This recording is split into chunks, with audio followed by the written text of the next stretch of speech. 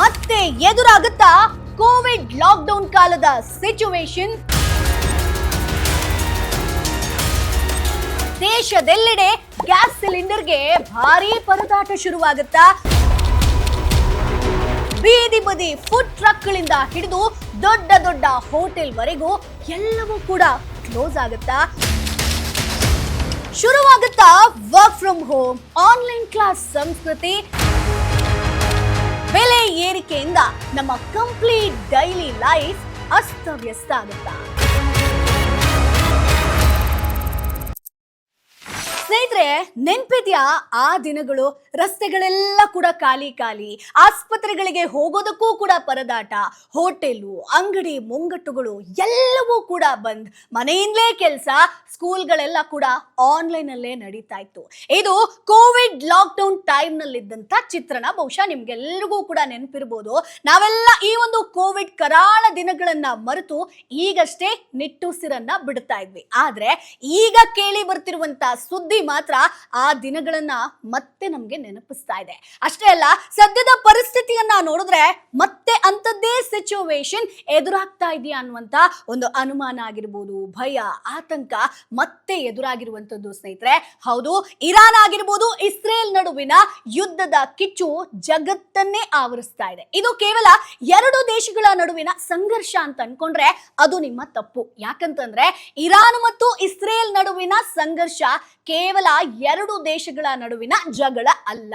ಅದು ಜಗತ್ತನ್ನೇ ಮತ್ತೆ ಕೋವಿಡ್ ಕಾಲದ ಅನಿಶ್ಚಿತತೆಗೆ ತಳ್ತಿದ್ಯಾ ಅನ್ನುವಂತ ಪ್ರಶ್ನೆ ಈಗ ಕಾಡ್ತಾ ಇದೆ.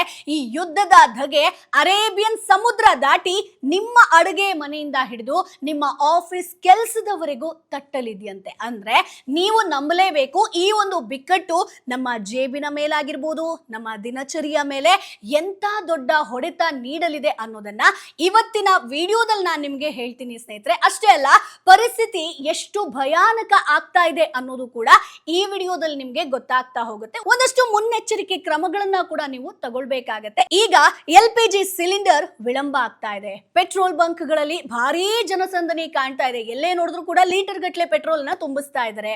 ವಿಮಾನ ಟಿಕೆಟ್ ಬೆಲೆ ದಿಢೀರ್ ಅಂತ ಏರಿಕೆ ಆಗ್ತಾ ಇದೆ. ಫುಡ್ ಡೆಲಿವರಿ ತಡ ಆಗ್ತಾ ಇದೆ. ಕೆಲವೊಂದಷ್ಟು ಕ್ಯಾನ್ಸಲ್ ಆಗಿ ಹೋಗ್ತಾ ಇದೆ. ಬಸ್ ಟಿಕೆಟ್ ದರ ಕೂಡ ಹೆಚ್ಚಾಗ್ತಾ ಇದೆ. ಹೋಟೆಲ್ಗಳು ಬಂದ್ ಆಗ್ತಿದೆ ಅನ್ನುವಂತ ಸುದ್ದಿ ಕೂಡ ಹರಿದಾಡ್ತಾ ಇದೆ ಸ್ನೇಹಿತರೆ. ಕೇಳೋದಕ್ಕೆ ಸ್ವಲ್ಪ ಭಯ ಆಗುತ್ತೆ, ಏನಪ್ಪಾ ಮುಂದಿನ ದಿನಗಳು ಅಂತ ಹೇಳ್ಕೊಂಡು. ಮಧ್ಯ ಪ್ರಾಚ್ಯದಲ್ಲಿ ಯಾವಾಗ ಉದ್ವಿಗ್ನತೆ ಉಂಟಾಗ್ತಾ ಇದೆಯೋ ಅದರ ಪರಿಣಾಮ ಅಲ್ಲಿಗೆ ಮಾತ್ರ ಸೀಮಿತ ಆಗಿರೋದಿಲ್ಲ ಸ್ನೇಹಿತರೆ. ಅದು ನಿಧಾನವಾಗಿ ಭಾರತದಲ್ಲಿನ ನಮ್ಮ ದೈನಂದಿನ ಜೀವನದ ಮೇಲೆ ಪ್ರಭಾವ ಬೀರೋದಕ್ಕೆ ಶುರುವಾಗ್ತಾ ಇದೆ. ಭಾರತ ಯಾಕೆ ಈ ಯುದ್ಧದ ಬಗ್ಗೆ ಇಷ್ಟೊಂದು ತಲೆ ಕೆಡಿಸ್ಕೊಳ್ತಾ ಇದೆ ಅಂತ ನೀವು ಕೇಳ್ಬೋದು. ಸಿಂಪಲ್ ಒಂದು ಲಾಜಿಕ್ ನ ಹೇಳ್ತೀನಿ.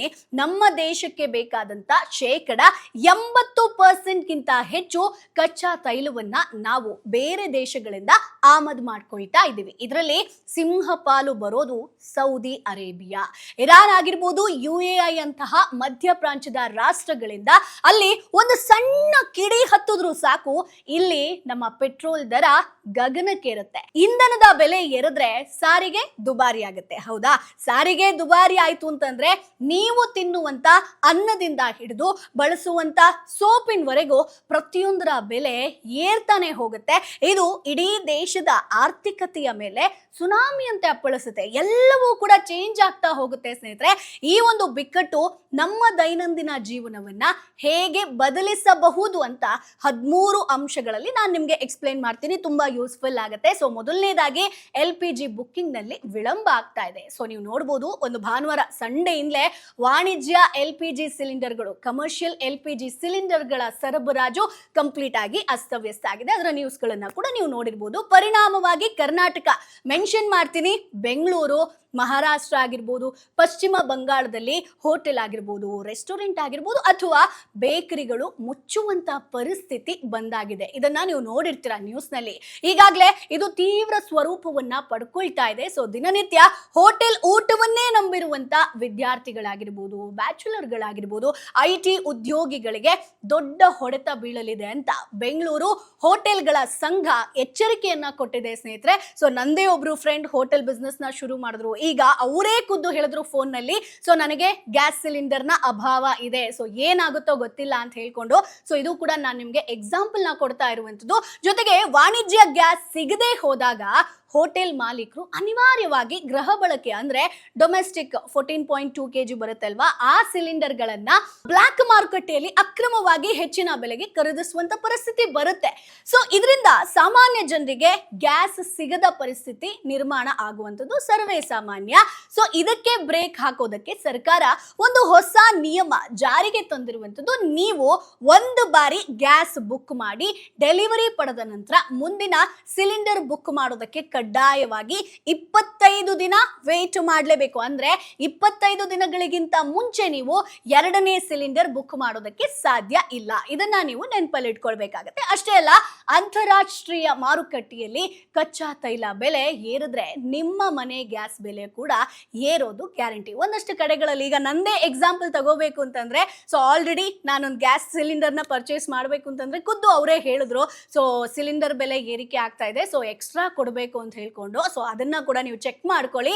ಅಂಡ್ ಇನ್ನೊಂದು ಕಡೆ ನಾವು ನೋಡೋದಾದ್ರೆ, ಹೋಟೆಲ್ಗಳು ಸಣ್ಣ ಪುಟ್ಟ ಹೋಟೆಲ್ಗಳಿಂದ ಹಿಡಿದು ದೊಡ್ಡ ದೊಡ್ಡ ರೆಸ್ಟೋರೆಂಟ್ ಗಳವರೆಗೂ ಎಲ್ಲವೂ ಕೂಡ ವಾಣಿಜ್ಯ ಸಿಲಿಂಡರ್ ಗಳ ಮೇಲೆ ನಡೆಯುತ್ತೆ ಸ್ನೇಹಿತರೆ. ಸೊ ಈ ಒಂದು ಸಿಲಿಂಡರ್ ಬೆಲೆ ಏರಿದಾಗ ಹೋಟೆಲ್ ಮಾಲೀಕರು ಲಾಭ ಇಲ್ಲದೆ ಕಂಗಾಲಾಗ್ತಾರೆ. ಸೊ ಅನಿವಾರ್ಯವಾಗಿ ಅವರು ಊಟದ ಬೆಲೆ ಏರಿಸಬಹುದು, ಅಥವಾ ಅನಿಲ ಸಿಗದೇ ಇದ್ರೆ ಅಂದ್ರೆ ಗ್ಯಾಸ್ ಸಿಗದೇ ಇದ್ರೆ ಹೋಟೆಲ್ಗಳನ್ನೇ ತಾತ್ಕಾಲಿಕವಾಗಿ ಮುಚ್ಚಬೇಕಾದಂತ ಪರಿಸ್ಥಿತಿ ಕೂಡ ಬರಬಹುದು ಸ್ನೇಹಿತರೆ. ಸೊ ಇವಿಷ್ಟನ್ನ ಹೇಳ್ತಾ ಇನ್ನೊಂದು ವಿಚಾರ ನಾನು ಹೇಳಲೇಬೇಕು. ಸೊ ಯಾವಾಗ್ಲಾದ್ರೂ ಕೂಡ ಜಾಗತಿಕವಾಗಿ ನಮ್ಗೆ ಅನಿಶ್ಚಿತತೆ ಅಂದ್ರೆ ನಾವು ಎಕ್ಸ್ಪೆಕ್ಟೇ ಮಾಡಿರ್ಲಿಲ್ಲ, ಏನಾದ್ರೂ ಆಗಬಹುದು, ಏನಾದ್ರೂ ಯುದ್ಧ ಆಗಿರ್ಬೋದು, ಅಥವಾ ಆರ್ಥಿಕ ಮಂದಗತಿ ಆಗಿರ್ಬೋದು, ಅಥವಾ ಅಕಸ್ಮಾತ್ ಏನಾದ್ರೂ ಒಂದು ಸಮಸ್ಯೆ ಆಯ್ತು ಅಂತಂದ್ರೆ ಹಣಕಾಸಿನ ಆಘಾತ ಕೂಡ ಆಗಿರಬಹುದು. ಸೊ ಇಂತಹ ಸಂದರ್ಭಗಳಲ್ಲಿ ಕುಟುಂಬಗಳು ಅನಿರೀಕ್ಷಿತ ಹಣಕಾಸಿನ ಒತ್ತಡಕ್ಕೆ ಸಿಲುಕಬಹುದು ಸ್ನೇಹಿತರೆ. ಈಗ ನೀವು ನೋಡ್ಬೋದು, ಗ್ಯಾಸ್ ಸಿಲಿಂಡರ್ ಆಗಿರ್ಬೋದು, ಈಗ ಕ್ಯಾಬ್ ಆಗಿರ್ಬೋದು, ಎಲ್ಲವೂ ಕೂಡ ಏರಿಕೆ ಆಗ್ತಾ ಇದೆ. ಸೊ ನಮಗಾಗಿ ಹಣಕಾಸಿನ ರಕ್ಷಣೆ ಮಾಡ್ಕೊಳ್ಳುವಂಥದ್ದು ತುಂಬಾ ಇಂಪಾರ್ಟೆಂಟ್ ಆಗುತ್ತೆ. ಸೊ ಇಂದಿನ ದಿನಗಳಲ್ಲಿ ಅನೇಕ ಕುಟುಂಬಗಳು ತೆಗೆದುಕೊಳ್ತಿರುವಂತ ಒಂದು ಒಳ್ಳೆ ಹೆಜ್ಜೆ ಅಂತಂದ್ರೆ ಅದು ಸರಿಯಾದ ಟರ್ಮ್ ಇನ್ಶೂರೆನ್ಸ್ ಪ್ಲಾನ್ ಅನ್ನ ಆಯ್ಕೆ ಮಾಡ್ಕೊಳ್ಳುವಂಥದ್ದು. ಸೊ ಬಹಳಷ್ಟು ಜನರು ಟರ್ಮ್ ಇನ್ಶೂರೆನ್ಸ್ ಅಂತಂದ್ರೆ ತುಂಬಾ ಕಾಸ್ಟ್ಲಿ ಅಂತ ಅನ್ಕೊಳ್ತಾರೆ. ಆದ್ರೆ ಇವತ್ತಿನ ಒಂದು ಮಾರ್ಕೆಟ್ ಅಲ್ಲಿ ಕೆಲವು ಪ್ಲಾನ್ಗಳು ಸುಮಾರು 1000ದಿಂದ 1500 ಪ್ರತಿ ತಿಂಗಳಿಂದ ಆರಂಭವಾಗುತ್ತೆ ಪ್ರೀಮಿಯಂ ಸ್ನೇಹಿತರೆ. ಸೊ ಇದು ನಿಮ್ಮ ವಯಸ್ಸಾಗಿರ್ಬೋದು, ಕವರೇಜ್ ಮೇಲೆ ಡಿಪೆಂಡ್ ಆಗಿರುತ್ತೆ. ಸೊ ನಾನು ಕೂಡ ಇತ್ತೀಚೆಗೆ ಒಂದು ಪ್ಲಾನ್ ಅನ್ನ ನೋಡಿದ್ದೆ ಸ್ನೇಹಿತರೆ. ಸೊ ನನಗಾಗಿ ಇನ್ಶೂರೆನ್ಸ್ ನನ್ನ ಫ್ರೆಂಡ್ಸ್ಗೋಸ್ಕರ ಮಾಡಿಸ್ಬೇಕು ಅಂತ. ಸೊ ಅದರಲ್ಲಿ 1 ಕೋಟಿ ಲೈಫ್ ಕವರ್ ಸುಮಾರು 595 ರೂಪಾಯಿಗೆ ಪ್ರತಿ ತಿಂಗಳಿಂದಲೇ ಆರಂಭ ಆಗುತ್ತೆ. ಇದರ ಜೊತೆಗೆ ಒಂದಷ್ಟು ಬೆನಿಫಿಟ್ಸ್ ಗಳು ಕೂಡ ಇಲ್ಲಿ ನಾನು ಚೆಕ್ ಮಾಡಿದೆ ಸ್ನೇಹಿತರೆ. ಅಂದ್ರೆ ಸಂಬಳ ಪಡೆಯೋರ್ಗೆ ವಿಶೇಷ ರಿಯಾಯಿತಿಗಳಾಗಿರ್ಬೋದು, ಅಥವಾ ಮಹಿಳೆಯರು ಯಾರು ಪಾಲಿಸಿಯನ್ನ ಪರ್ಚೇಸ್ ಮಾಡ್ತಾರೋ ಅವರಿಗೆ ಹೆಚ್ಚಿನ ಪ್ರಯೋಜನಗಳು ಕೂಡ ಸಿಗುತ್ತೆ. ಸೊ ಅರ್ಹವಾದಂತ ಕ್ಲೈಮ್ಗಳಿಗೆ ತುಂಬಾ ವೇಗವಾದಂತ ಕ್ಲೈಮ್ ಸೆಟಲ್ಮೆಂಟ್ ಕೂಡ ಇಲ್ಲಿ ನಿಮಗೆ ಸಿಗುವಂತದ್ದು. ಸುಮಾರು 99.70% ಅಷ್ಟು ಕ್ಲೈಮ್ ಸೆಟಲ್ಮೆಂಟ್ ರೇಷಿಯೋ ಇದೆ. ಅಂದ್ರೆ ಇದು ನಾವು ಮಾರ್ಕೆಟ್ ಅಲ್ಲಿ ನೋಡೋದಾದ್ರೆ ಅತ್ಯುತ್ತಮದಲ್ಲಿ ಒಂದು ಅಂತ ಹೇಳ್ಬೋದು, ಅಂದ್ರೆ ವಿಶ್ವಾಸಾರ್ಹ ಅಂತಾನೆ ಹೇಳ್ಬೋದು.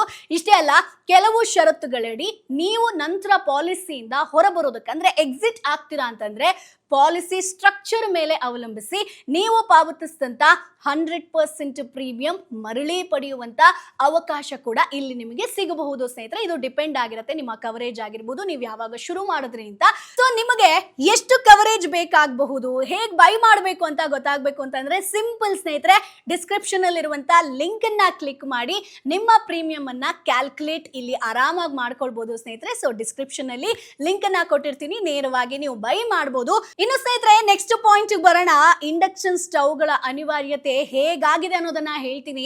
ಗ್ಯಾಸ್ ಸಿಲಿಂಡರ್ ಪೂರೈಕೆಯಲ್ಲಿ ವ್ಯತ್ಯಯ ಉಂಟಾಗಬಹುದು ಅನ್ನುವಂತ ಒಂದು ಮುನ್ಸೂಚನೆ ಸಿಕ್ಕ ಕೂಡಲೇ ಜನ ಏನ್ ಮಾಡ್ತಿದ್ದಾರೆ ಗೊತ್ತಾ? ಜನ ಪರ್ಯಾಯ ದಾರಿಯನ್ನ ಹುಡುಕ್ತಾ ಇದ್ದಾರೆ. ಅಡುಗೆ ಅನಿಲಕ್ಕೆ ಸಂಚಕಾರ ಬಂದ್ರೆ ಏನು ಮಾಡೋದು ಅಂತ ಮುನ್ನೆಚ್ಚರಿಕೆಯಿಂದ ಪ್ರತಿಯೊಂದು ಮನೆಯಲ್ಲೂ ಕೂಡ ಇಂಡಕ್ಷನ್ ಸ್ಟವ್ ಆಗಿರ್ಬೋದು ಅಥವಾ ಎಲೆಕ್ಟ್ರಿಕ್ ಕುಕ್ ಟಾಪ್ ಗಳ ಖರೀದಿ ಜೋರಾಗ್ತಾ ಇದೆ. ಅಂದ್ರೆ ಇದರ ಒಂದು ಪರಿಣಾಮವಾಗಿ ಇಂಡಕ್ಷನ್ ಸ್ಟವ್ ಬೆಲೆ ಇದ್ದಕ್ಕಿದ್ದಂತೆ ಏರೋದಕ್ಕೆ ಸ್ಟಾರ್ಟ್ ಆಗಿದೆ. ನೀವು ಬ್ಲಿಂಕಿಟ್ ಆಗಿರ್ಬೋದು ಅಥವಾ ಅಮೆಝಾನ್ ಆಗಿರ್ಬೋದು, ಎಲ್ಲಿ ಬೇಕಾದರೂ ಚೆಕ್ ಮಾಡಿ, ಎಲ್ಲವೂ ಕೂಡ ಒಂದು 20% ಪ್ರೈಸ್ ಇನ್ಕ್ರೀಸ್ ಆಗಿದೆ. ಸೊ ಅನೇಕ ನಾಗರಿಕರು ಆಗಿರ್ಬೋದು, ಹೋಟೆಲ್ ಮಾಲೀಕರು, ಅಂಗಡಿಗಳಲ್ಲಾಗಿರ್ಬೋದು, ಆನ್ಲೈನ್ ನಲ್ಲಿ ಉಪಕರಣಗಳನ್ನ ಖರೀದಿಸೋದಕ್ಕೆ ಮುಂದಾಗ್ತಾ ಇದ್ದಾರೆ. ಸ್ಥಳೀಯ ಮಾರಾಟಗಾರರಾಗಿರ್ಬೋದು, ಫ್ಲಿಪ್ಕಾರ್ಟ್ ಆಗಿರ್ಬೋದು, ಅಮೆಝಾನ್ ನಂತಹ ಇ ಕಾಮರ್ಸ್ ಪ್ಲಾಟ್ಫಾರ್ಮ್ಗಳು ಇತ್ತೀಚಿನ ದಿನಗಳಲ್ಲಿ ಮಾರಾಟ ಪ್ರಮಾಣ ಅವ್ರದ್ದು ಹೆಚ್ಚಾಗಿದೆ ಅಂತಾನೆ ಹೇಳಿದ್ದಾರೆ. ಅಂದ್ರೆ ಫ್ಲಿಪ್ಕಾರ್ಟ್ ನ ಒಂದು ದತ್ತಾಂಶದ ಪ್ರಕಾರ ನಾವು ನೋಡೋದಾದ್ರೆ ಹಿಂದಿನ 3 ರಿಂದ 4 ವಾರಗಳಿಗೆ ಹೋಲಿಸಿದ್ರೆ ಕಳೆದ 4 ರಿಂದ 5 ದಿನಗಳಲ್ಲಿ ಇಂಡಕ್ಷನ್ ಕುಕ್ ಟಾಪ್ ಗಳ ಮಾರಾಟ 3ರಷ್ಟು ಹೆಚ್ಚಾಗಿದೆಯಂತೆ. ಅಂದ್ರೆ ಕಳೆದ 24 ಗಂಟೆಗಳಲ್ಲಿ Amazon.in ಆನ್ಲೈನ್ ಸೈಟ್ ಅಲ್ಲಿ ನಾವು ನೋಡೋದಾದ್ರೆ ಇಂಡಕ್ಷನ್ ಕುಕ್ ಟಾಪ್ ಗಳ ಬೇಡಿಕೆ ಸಾಮಾನ್ಯ ದಿನಕ್ಕೆ ಹೋಲಿಸಿದ್ರೆ 20 ಪಟ್ಟು ಹೆಚ್ಚಾಗಿದೆ ಅಂತ ಅಮೆಜಾನ್ ಇಂಡಿಯಾದ ವಕ್ತಾರರು ಮಂಗಳವಾರ ಹೇಳಿದ್ದಾರೆ. ಅಂದ್ರೆ ಅವರೇ ಒಂದು ಪ್ರಕಟಣೆಯನ್ನ ಕೊಟ್ಟಿರುವಂತದ್ದು. ಇನ್ನು ನೆಕ್ಸ್ಟ್ ಪಾಯಿಂಟ್ ನೋಡೋಣ. PG ಮತ್ತು ಹಾಸ್ಟೆಲ್ಗಳ ಸಂಕಷ್ಟ ಇದಂತೂ ದೊಡ್ಡ ಸಮಸ್ಯೆ. ಬೆಂಗಳೂರಿನಂತಹ ಸಿಟಿಗಳಲ್ಲಿ ಲಕ್ಷಾಂತರ ಜನ PG ಮತ್ತು ಹಾಸ್ಟೆಲ್ಗಳಲ್ಲಿ ಇದ್ದಿದ್ದಾರೆ. ಅಂದ್ರೆ ನಿಮಗೆ ಎಜುಕೇಶನ್ ಪರ್ಪಸ್ ಆಗಿರ್ಬೋದು, ಕೆಲಸಕ್ಕಾಗಿರ್ಬೋದು, ಅವರಿಗೆ ದಿನಕ್ಕೆ 3 ಹೊತ್ತು ಊಟ ಕೊಡೋದಕ್ಕೆ ಗ್ಯಾಸ್ ಬೇಕೇ ಬೇಕು. ಸೊ ಬೆಲೆ ಏರಿಕೆ ಅಥವಾ ಗ್ಯಾಸ್ ಕೊರತೆಯಾದ್ರೆ PG ಮಾಲೀಕರು ಊಟದ ವ್ಯವಸ್ಥೆಯನ್ನ ನಿಲ್ಲಿಸಬಹುದು ಅಥವಾ ಹಾಸ್ಟೆಲ್ ಫೀಸ್ ಅನ್ನ ದಿಢೀರಂತ ಜಾಸ್ತಿ ಮಾಡಬಹುದು. 2 ಆಪ್ಷನ್ ಇದೆ. ಸೊ ಇದಕ್ಕೂ ಕೂಡ ಒಂದು ಎಕ್ಸಾಂಪಲ್ ಅನ್ನ ಕೊಡ್ತೀನಿ. ನಂದೇ ಕೊಲಿಗು, ಸೊ ಅವರು PG ಸ್ಟೇ ಮಾಡ್ತಾರೆ. ಸೊ ಅವರಿಗೆ ಫುಡ್ ವಿಚಾರ ಅಂತ ಬಂದಾಗ ಇನ್ನು ಮೇಲೆ ಡೈಲಿ ನಿಮ್ಗೆ ರೈಸು ರಸಮು ಅಷ್ಟೇ ಆಪ್ಷನ್ ಸಿಗುವಂತದ್ದು ಅನ್ನುವಂಥದ್ದನ್ನ ಹೇಳಿದಾರಂತೆ. ಸೊ ಹಾಗಾಗಿ ಇದು ಕೂಡ ಅಂದ್ರೆ PGಲಿ ಯಾರೆಲ್ಲ ಇರ್ತಾರೋ ಅವ್ರಿಗೊಂದ್ ರೀತಿಯಾಗಿ ಒಂದು ದೊಡ್ಡ ಸಮಸ್ಯೆ ಅಂತ ಹೇಳ್ಬೋದು. ಯಾಕಂತಂದ್ರೆ ನಿಮ್ಗೆ PG ಪ್ರೈಸ್ ಕೂಡ ಇನ್ಕ್ರೀಸ್ ಮಾಡಬಹುದು, ಇಲ್ಲ ಅಂತಂದ್ರೆ ಊಟದ ವಿಚಾರದಲ್ಲಿ ಚೇಂಜಸ್ ಆಗುವಂತ ಸಾಧ್ಯತೆ ಇದೆ. ಇನ್ನು ನೆಕ್ಸ್ಟ್ ನೋಡೋಣ. ಮದುವೆ ಸಂಭ್ರಮಕ್ಕೆ ವಿಘ್ನ ಹೇಗಪ್ಪ ಇದು ಸಾಧ್ಯ ಅಂತ ನೀವು ಕೇಳಿದ್ರೆ, ಈಗ ಮದುವೆಯ ಸೀಸನ್ ಆಗಿರೋದ್ರಿಂದ ಸಾವಿರಾರು ಜನರಿಗೆ ಅಡುಗೆ ಮಾಡೋದಕ್ಕೆ ಸಾಲು ಸಾಲು ವಾಣಿಜ್ಯ ಸಿಲಿಂಡರ್ಗಳು ಬೇಕೇ ಬೇಕು ಅಲ್ವಾ? ಸೊ ಸಿಲಿಂಡರ್ಗಳು ಸಪ್ಲೈ ಇಲ್ಲದಿದ್ರೆ ಅಥವಾ ರೇಟ್ ಜಾಸ್ತಿ ಆದ್ರೆ ಕ್ಯಾಟ್ರಿಂಗ್ ವೆಚ್ಚ ಲಕ್ಷಾಂತರ ರೂಪಾಯಿ ಹೆಚ್ಚಾಗುತ್ತೆ. ಇದು ಮಧ್ಯಮ ವರ್ಗದ ಜನರ ಮದುವೆ ಬಜೆಟ್ ಅನ್ನೇ ಬುಡಬೇಲು ಮಾಡುವಂತ ಸಾಧ್ಯತೆ ಇದೆ. ಸೊ ಇದನ್ನ ಕೂಡ ಕನ್ಸಿಡರ್ ಮಾಡಬೇಕು. ಇನ್ನು ನೆಕ್ಸ್ಟ್ ನಾವು ನೋಡೋಣ. ವಿಮಾನ ಪ್ರಯಾಣ ದುಬಾರಿ. ಹೌದು, ಕಚ್ಚಾ ತೈಲ ಬೆಲೆ ಏರಿದ ತಕ್ಷಣ ಏರ್ಲೈನ್ಸ್ ಕಂಪನಿಗಳು ಬಳಸುವಂತ ಏವಿಯೇಷನ್ ಟರ್ಬೈನ್ ಫ್ಯೂಯಲ್ ಅಂದ್ರೆ ATF ಅಂತ ಹೇಳ್ತೀವಿ. ಸೊ ಇದು ಬೆಲೆ ಏರುತ್ತೆ. ಸೊ ಇದರಿಂದ ವಿಮಾನದ ಟಿಕೆಟ್ ದರ ಸಾಮಾನ್ಯ ಜನರ ಕೈಗೆಟುಕೋದು ತುಂಬಾ ಕಷ್ಟ ಅಂತ ಹೇಳ್ಬೋದು. ಆಲ್ರೆಡಿ ನೀವು ನೋಡ್ಬೋದು, ಏರ್ಲೈನ್ಸ್ ನೀವು ಚೆಕ್ ಮಾಡಿದ್ರೆ ಪ್ರೈಸಸ್ ಎಲ್ಲ ಕೂಡ ಇನ್ಕ್ರೀಸ್ ಆಗಿದೆ. ಅಷ್ಟೇ ಅಲ್ಲ, ಪಶ್ಚಿಮ ಏಷ್ಯಾದಲ್ಲಿ ಇರಾನ್ ಆಗಿರ್ಬೋದು, ಇಸ್ರೇಲ್ ಆಗಿರ್ಬೋದು, ಅಮೆರಿಕ ನಡುವೆ ನಡೆಯುತ್ತಿರುವಂತ ಸಂಘರ್ಷದಿಂದಾಗಿ ಜಾಗತಿಕವಾಗಿ ಕಚ್ಚಾ ತೈಲ ಆಗಿರ್ಬೋದು, ವಿಮಾನ ಇಂಧನ ಅಂದ್ರೆ ನಾನು ATF ಹೇಳಿದ್ವಲ್ಲ, ಸೊ ಬೆಲೆಯಲ್ಲಿ ಅದರ ಒಂದು ಬೆಲೆಯಲ್ಲಿ ಭಾರಿ ಏರಿಕೆ ಆಗಿದೆ. ಸೊ ಈ ಒಂದು ಹೊರೆಯನ್ನ ಸರಿದೂಗಿಸೋದಕ್ಕೆ ಏರ್ ಇಂಡಿಯಾ ತನ್ನ ಒಂದು ದೇಶೀಯ ಆಗಿರ್ಬೋದು ಅಂತಾರಾಷ್ಟ್ರೀಯ ವಿಮಾನಯಾನದ ಮೇಲೆ ಹಂತ ಹಂತವಾಗಿ ಹೆಚ್ಚುವರಿ ಇಂಧನ ಶುಲ್ಕ ವಿಧಿಸೋದಾಗಿ ಘೋಷಣೆಯನ್ನ ಮಾಡಿದೆ ಸ್ನೇಹಿತರೆ. ಸೊ ಏರ್ ಇಂಡಿಯಾ ತನ್ನ ಮಾರ್ಗಗಳ ಆಧಾರದ ಮೇಲೆ 3 ಹಂತಗಳಲ್ಲಿ ಈ ಒಂದು ಪರಿಷ್ಕೃತ ಶುಲ್ಕವನ್ನ ಜಾರಿಗೆ ತರ್ತಾ ಇದೆ. ಮೊದಲನೇದಾಗಿ ಹಂತ 1 ಮಾರ್ಚ್ 12, 2026ರಿಂದ ಜಾರಿಯಾಗಿದೆ. ಅಂದ್ರೆ ಏರ್ ಇಂಡಿಯಾ ಸಂಸ್ಥೆಯ ಮಾರ್ಚ್ 12ರಿಂದ ಜಾರಿಗೆ ಬರುವಂತ ಮೊದಲ ಹಂತದ ದರ ಏರಿಕೆಯನ್ನ ಘೋಷಣೆ ಮಾಡಿದೆ ಸ್ನೇಹಿತರೆ.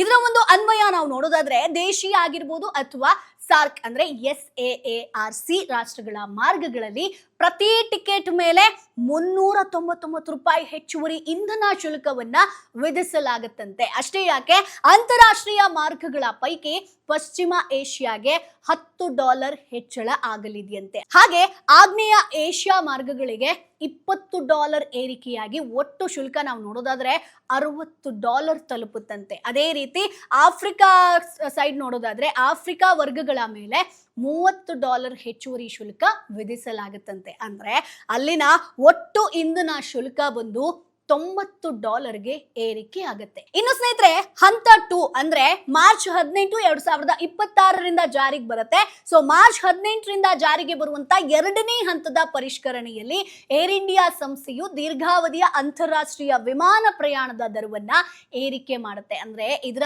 ಅನ್ವಯ ಯುರೋಪ್ ಮಾರ್ಗಗಳ ಟಿಕೆಟ್ ಮೇಲೆ $25 ಹೆಚ್ಚುವರಿ ಶುಲ್ಕ ಆಗುತ್ತೆ.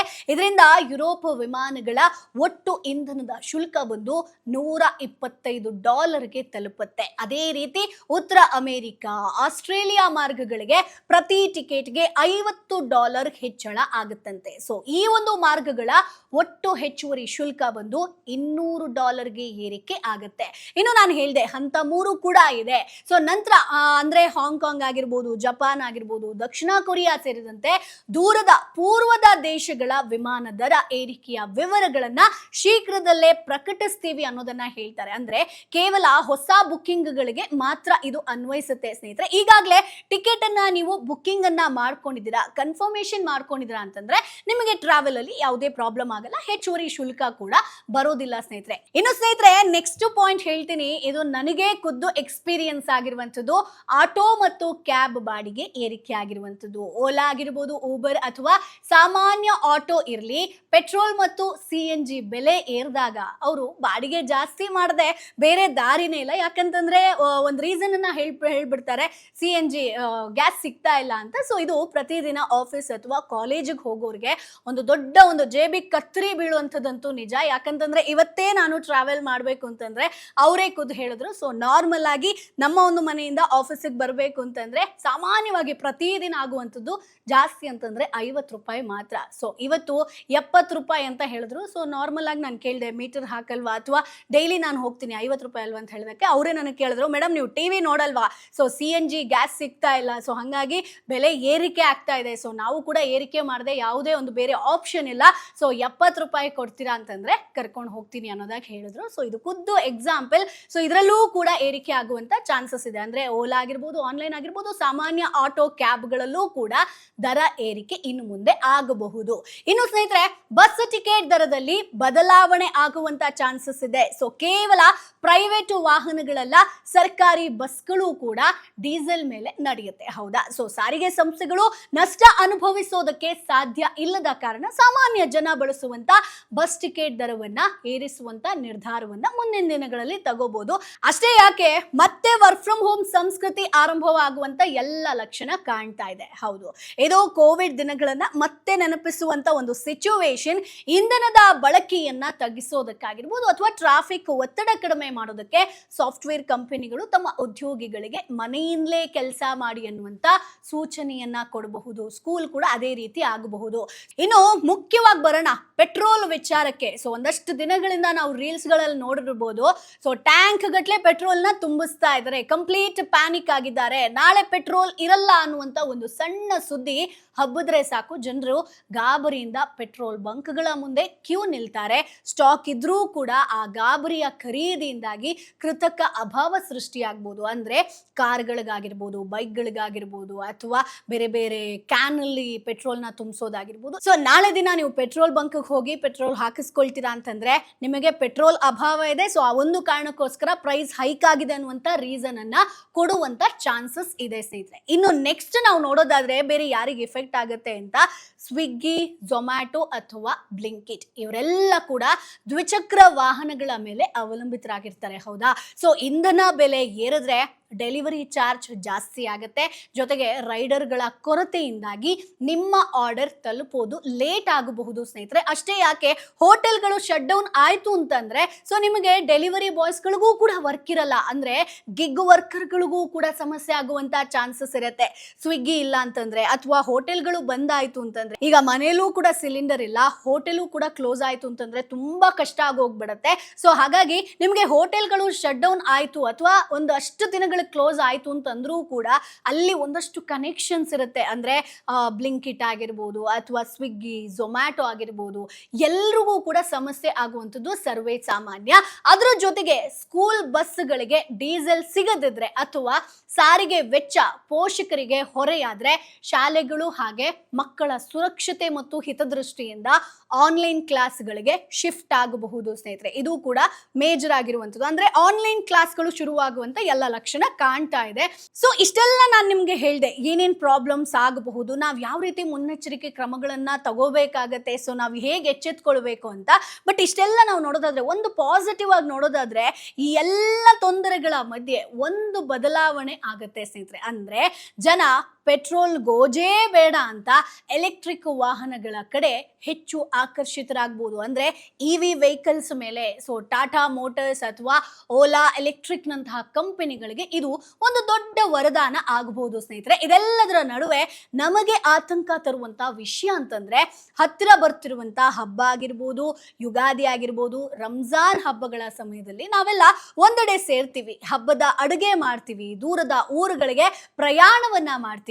ಸೊ ಈ ಟೈಮ್ ಅಲ್ಲೇ ಇಂಧನ ಆಗಿರ್ಬೋದು, ಗ್ಯಾಸ್ ಕೊರತೆಯಾದ್ರೆ ಹಬ್ಬದ ಸಂಭ್ರಮವೇ ಮಾಯವಾಗಿ ಬೆಲೆ ಏರಿಕೆ ನಮ್ಮನ್ನ ಹೈರಾಣ ಆಗಿಸುತ್ತೆ ಅಲ್ವಾ. ಸೊ ಎಲ್ಲರೂ ಕೂಡ ಹಬ್ಬದ ಜೋಶಲ್ಲಿದ್ದಾರೆ. ರಂಜಾನ್ ಆಗಿರ್ಬೋದು, ಯುಗಾದಿ ಆಗಿರ್ಬೋದು, ಬೇರೆ ಮನೆಗೆ ಹೋಗ್ಬೇಕು ಅಂದ್ರೆ, ನಮ್ಮ ಊರಿಗೆ ಹೋಗ್ಬೇಕು ಅಂತ ಎಲ್ಲರೂ ಕೂಡ ವೇಟ್ ಮಾಡ್ತಾ ಇದ್ರು. ಬಟ್ ಈ ಒಂದು ಸಿಚುವೇಶನ್ ಸಾಕಷ್ಟು ಸಮಸ್ಯೆಯನ್ನ ತಂದಿರುವಂತದ್ದು ನಿಜವಾಗ್ಲೂ ಕೂಡ ಹೌದು. ಸೊ ಹಾಗಾಗಿ ಸ್ನೇಹಿತರೆ, ಜಾಗತಿಕ ಸಂಘರ್ಷಗಳು ನಮಗೆ ತುಂಬಾ ದೂರದಲ್ಲಿ ನಡೀತಾ ಇರುವಂತೆ ಅನ್ನಿಸ್ಬೋದು, ಎಲ್ಲೋ ಒಂದ್ ಕಡೆ ಯುದ್ಧ ಆಗ್ತಾ ಇದೆಯಲ್ಲ ಅಂತ ಹೇಳ್ಕೊಂಡು. ಆದ್ರೆ ತೈಲ ಸರಬರಾಜಿನ ಮೇಲೆ ಪರಿಣಾಮ ಬೀರಿದಾಗ ಅದರ ಒಂದು ಪರಿಣಾಮ ನಿಧಾನವಾಗಿ ನಮ್ಮ ಮನೆಗಳಿಗೂ ಕೂಡ ತಲುಪುತ್ತೆ. ಆಲ್ರೆಡಿ ಕೂಡ ಈಗ ತಲುಪಿದೆ. ನಮ್ಮ ಅಡುಗೆ ಖರ್ಚಾಗಿರ್ಬೋದು, ಅಥವಾ ನಾವೆಲ್ಲಾದ್ರೂ ಹೋಗ್ತೀವಿ ಅಂತ ಬಂದ್ರೆ ಟ್ರಾವೆಲ್ ಖರ್ಚಾಗಿರ್ಬೋದು, ನಮ್ಮ ಹಬ್ಬಗಳ ಖರ್ಚುಗಳಲ್ಲಿ, ದಿನನಿತ್ಯದ ವೆಚ್ಚಗಳಲ್ಲಿ ಎಲ್ಲವೂ ಕೂಡ ಇದು ಕಾಣಿಸುತ್ತೆ. ಸೊ ಅದೇ ಕಾರಣಕ್ಕೆ ನಾನು ಪ್ರತಿ ಬಾರಿ ಹೇಳೋದು, ಹಣಕಾಸಿನ ಯೋಜನೆಯನ್ನ ನಾವು ಮಾಡಬೇಕು ಅಂತ ಹೇಳ್ಕೊಂಡು. ಅಂದ್ರೆ ನಾಳೆ ಉದ್ಯೋಗ ಹೋಗ್ಬೋದು, ಆರೋಗ್ಯ ಸಮಸ್ಯೆ ಕಾಣಿಸ್ಕೊಳ್ಬೋದು, ಜೀವನದಲ್ಲಿ ಏನಾದ್ರೂ ಘಟನೆ ನಡೀಬಹುದು. ಸೊ ಹಾಗಾಗಿ ಹಣಕಾಸಿನ ಯೋಜನೆ ಅಂತ ಬಂದಾಗ ಇಂದಿನ ಒಂದು ದಿನಗಳಲ್ಲಿ ಹಲವಾರು ಜನ ಮಾಡುವಂತ ಒಂದು ಸರಳ ಹೆಜ್ಜೆ ಅಂತಂದ್ರೆ, ತಮ್ಮ ಕುಟುಂಬವನ್ನ ಟರ್ಮ್ ಇನ್ಶೂರೆನ್ಸ್ ಪ್ಲಾನ್ ಮೂಲಕ ರಕ್ಷಣೆ ಮಾಡುವಂಥದ್ದು. ಇಲ್ಲಿ ಕಡಿಮೆ ತಿಂಗಳ ಪ್ರೀಮಿಯಂ ನಲ್ಲಿ ದೊಡ್ಡ ಲೈಫ್ ಕವರೇಜ್ ಅನ್ನ ಪಡಿಬಹುದು ಸ್ನೇಹಿತರೆ. ಸೊ ಹಾಗಾಗಿ ನೀವು ಕೂಡ ನಿಮ್ಮ ಕುಟುಂಬವನ್ನ ರಕ್ಷಿಸಬೇಕು ಅಂತಂದ್ರೆ, ಈಗಲೇ ನೀವು ಡಿಸ್ಕ್ರಿಪ್ಷನ್ ಅಲ್ಲಿ ನಾನು ಲಿಂಕ್ ಹಾಕಿರ್ತೀನಿ. ಕೇವಲ 595 ರೂಪಾಯಿ ಪ್ರತಿ ತಿಂಗಳಿಗೆ ನೀವು ಕಟ್ಟಿದ್ರೆ ಅಪ್ ಟು 1 ಕೋಟಿವರೆಗೆ ಕವರೇಜ್ ಅನ್ನ ಪಡಿಬಹುದು. ನಿಮ್ಮ ಒಂದು ಫ್ಯಾಮಿಲಿ ಆಗಿರ್ಬೋದು, ನಿಮ್ಮ ಏಜ್ ಮೇಲೆ ಡಿಪೆಂಡ್ ಆಗಿರುತ್ತೆ. ಸೊ ಡಿಸ್ಕ್ರಿಪ್ಷನ್ ಅಲ್ಲಿ ಲಿಂಕ್ ಅನ್ನ ಕೊಟ್ಟಿರ್ತೀನಿ, ನೇರವಾಗಿ ಕ್ಲಿಕ್ ಮಾಡೋ ಮುಖಾಂತರ ಸೊ ನಿಮ್ಮ ಒಂದು ಫ್ಯಾಮಿಲಿಯನ್ನ ನೀವು ಸುರಕ್ಷಿತಗೊಳಿಸಬಹುದು ಸ್ನೇಹಿತರೆ. ಹಾಗೆ ಕಮೆಂಟ್ ನಲ್ಲಿ ಹೇಳಿ, ಮತ್ತೆ ಫ್ಯೂಯಲ್ ಬೆಲೆಗಳು ಏರಿದ್ರೆ ಜನರಿಗೆ ಮೊದಲಿಗೆ ಯಾವ ಬದಲಾವಣೆ ಹೆಚ್ಚು ಪರಿಣಾಮ ಬೀರುತ್ತೆ ಅನ್ನುವಂಥದ್ದನ್ನ ನೀವು ಭಾವಿಸ್ತೀರಾ, ಅದನ್ನ ಕಮೆಂಟ್ ಬಾಕ್ಸ್ ಅಲ್ಲಿ ತಪ್ಪದೇ ತಿಳಿಸಿ. ಈ ಒಂದು ವಿಡಿಯೋ ನಿಮಗೆ ಯೂಸ್ಫುಲ್ ಆಗಿರುತ್ತೆ ಅಂತ ಅನ್ಕೊಳ್ತೀನಿ. ಈ 13 ವಿಚಾರದಲ್ಲಿ ನಿಮಗೆ ಯಾವ ಸಮಸ್ಯೆ ಆಲ್ರೆಡಿ ಕಾಣಿಸ್ತು ಅದನ್ನ ಕೂಡ ನೀವು ನಿಮ್ಮ ಕಮೆಂಟ್ ಬಾಕ್ಸ್ ಅಲ್ಲಿ ಅಭಿಪ್ರಾಯವನ್ನ ತಿಳಿಸಬಹುದು. ಮುಂದಿನ ವಿಡಿಯೋದಲ್ಲಿ ಮತ್ತಷ್ಟು ಮಾಹಿತಿ ಜೊತೆ ನಾನು ನಿಮ್ಮ ಮುಂದೆ ಹಾಜರಿರ್ತೀನಿ. ಅಲ್ಲಿವರೆಗೂ ಬ್ರ್ಯಾಂಡ್ ಪಾರ್ಟ್ನರ್ಶಿಪ್ ಮತ್ತು ಜಾಹೀರಾತಿಗಾಗಿ ಸಂಪರ್ಕಿಸಿ brand@bosswala.com. WhatsApp number 9108014192. Bosswala. Be the boss.